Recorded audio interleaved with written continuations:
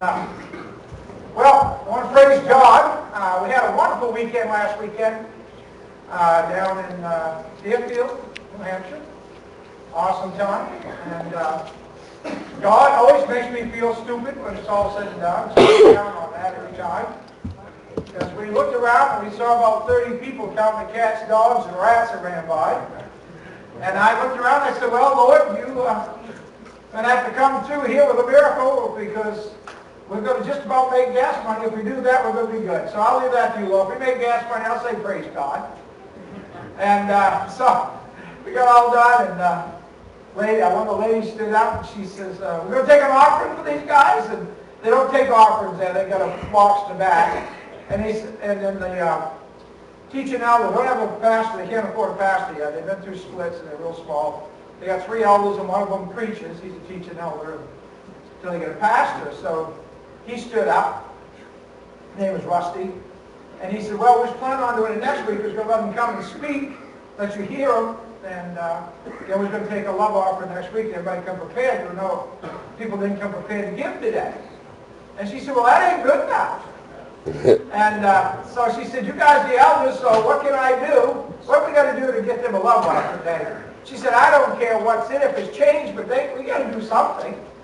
And so they said, okay, whatever. So she said, well, I'll go out and get her some. She went out and got a salad bowl or something. She kept dragging back in with her. She says, pass this around. They passed it around, and they brought me an envelope, and I never even looked at it until we got on the road.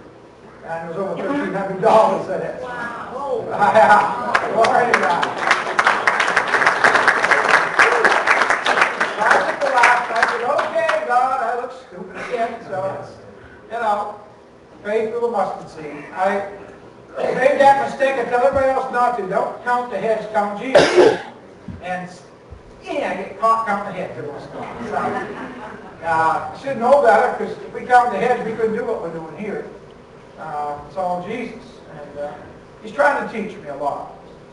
And anyway, it was a good time. And I got home, and I got a call from Rusty's dad, who happens to be, Rusty's real name is Russell, he told me, because he's a junior. And he said, it's Russell.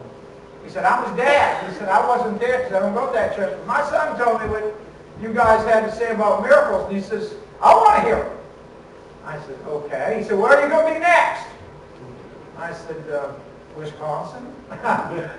He goes, well, can't you come up here? And I go, well, probably, I guess, and if you want to set a date or whatever. Well, he's not the pastor, but he said, well, my wife and I go to 2 different churches because we got married. We were both going to our own church. They're about 7 miles apart, and she thought I was going to hers, but I thought she was going to mine. We never even discussed it. So we got married, and we ended up, she looked at me, I looked at her, and we got ready to go to church. She goes, well, we're going to this one. She said, no, we're going to that one. And he goes, well, I guess we got to go to both. So we go to one in the morning, one at night, then we rotate during the week. I said, okay. So he said, would you come to 2 churches on a Sunday, one in the morning, one at night? And I said, yeah, we can do that. And since we're only like 7 or 8 miles apart, I said, we can do that, spend that afternoon. But he said, well, I work with prison ministry. And we got guys getting out, and they're homeless. And I'm trying to get people to buy a homeless shelter here. We got some, and they're talking about it. They want to do it, but they're afraid. And they said, our problem is we've lost believing in miracles today. And we need you to come with your team and tell them that miracles are really happening today. Because I heard some of the miracles shared. So I said, yeah, we could come and share the miracles. That's not a problem. But God is showing me a lot of stuff. And I was going to talk about what's going on in Wisconsin. Actually, it's going to wind up being part of my message. God had a passage on my mind for the last couple of weeks. It wasn't really in the passage, but he kept going through my mind, Mary and Martha.